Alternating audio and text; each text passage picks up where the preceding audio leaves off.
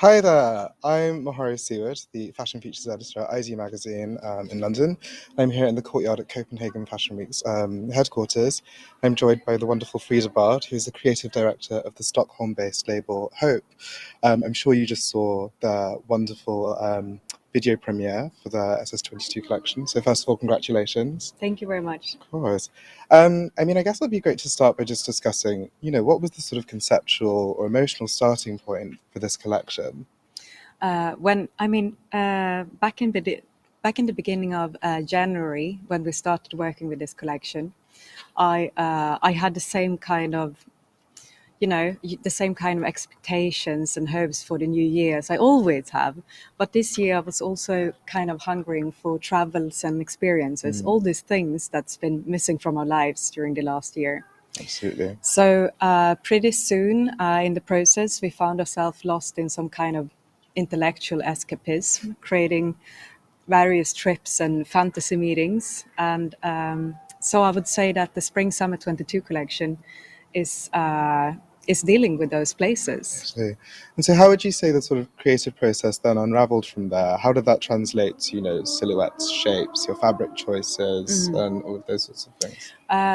The objective for the collection is, as always, functional, ready to wear. And the women's collection is departed into 4 different drops, and the men's collection in 2. And these drops work as a gentle transition from colder months to ease of spring, and then to hot, super summer. Hot girl summer, here we are. Hot, crazy summer. And for me, when I work, the fabrics is always a key part. And for this season, we wanted to reflect every drop and its kind of theme within the fabrics. So, for instance, the first drop, which dropping in February, still cold months, it has a lot of more elegant fabrics, more like wool mohairs, more silky stuff, more warm knits, all of these sort of things. While drop 3 that comes in April, which is like almost hinting of springs. It has more of a dry hand. It has more pre-crinkled fabric. It has beautiful ramis that is printed and so on.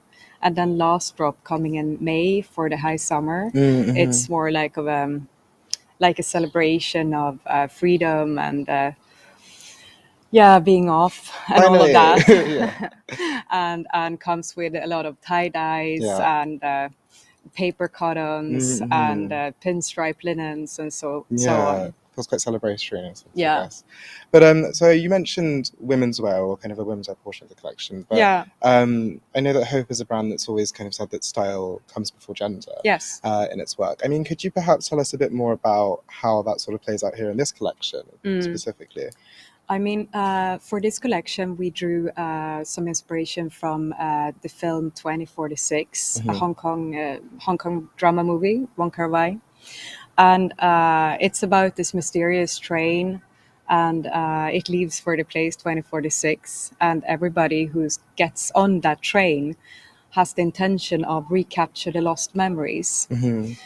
And with this collection, we kind of we built with our own memories and our fantasies for upcoming travels, for journeys, not necessarily physical ones, but the ones that we need to do and the ones we have to do to get new perspectives.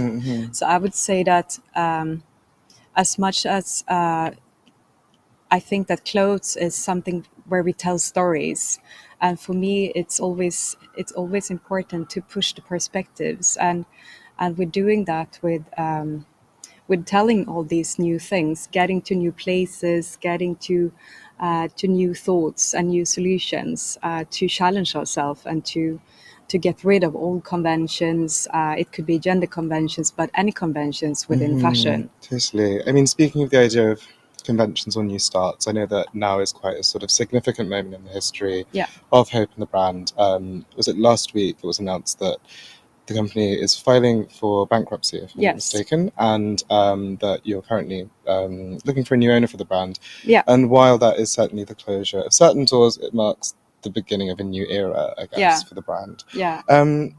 Let's begin with perhaps some real talk. I mean, what would you say Yeah. were the key challenges that Hope as a brand has been facing of late? And how would you say that they perhaps speak to kind of wider issues in the industry at whole? Yeah. Well, this is a whole episode by Yeah, itself. exactly. Perfect for No, part but two. it's been a long 18 months, and I think that I mean the fashion industry has been it's been fast forward on the changes it's been going through for this last months, and of course, like Hope too has faced some difficulties within this, and one thing is like the digitalization that speeded up million times, and Totally. of course this is all like it's very inspiring, I think, at the same time, like when we see on social media, we have seen so much more like people like social media activists that actually crave and demand companies to take responsibility. And we have seen so much more companies trying to take responsibilities, both within a more gender neutral approach, but also within the whole like climate, the whole environmentally Yeah. issues as well, and also representation in its whole within the fashion business, and Totally. who can be seen and who can do what and who is invited, both in front and in back of the camera. Yeah, totally. So I mean, this is something that we have been longing for and worked for quite long at Hope, but now we see that so many more companies is doing the same, and I think that's a really like welcomed change that we are facing. Totally. But of course, it's been challenging. It's a lot of challenging things now. Yeah, I think that's something that will resonate far and wide with any of the designers and fashion business owners who are watching this right now. Yeah.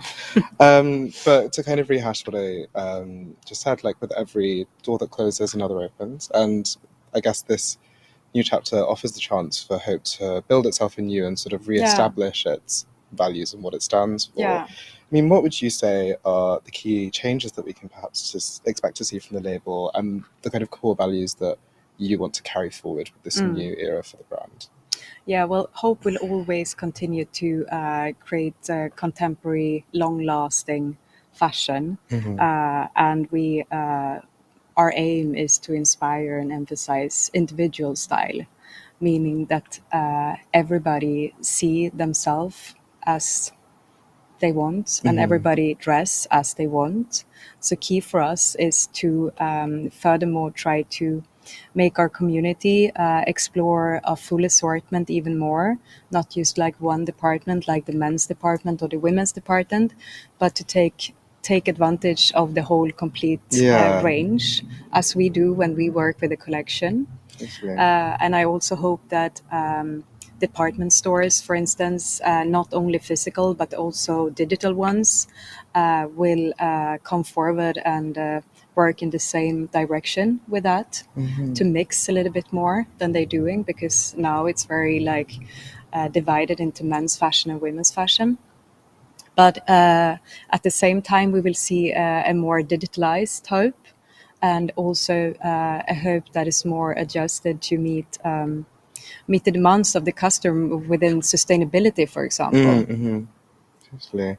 Well, here's to all that, and all the best of luck. Thank you you. so much, Frida, for your time. It was a pleasure. Thank you very much. And thank you all for tuning in. It was a pleasure to have you here too. And yeah, good evening. Thank you. Bye.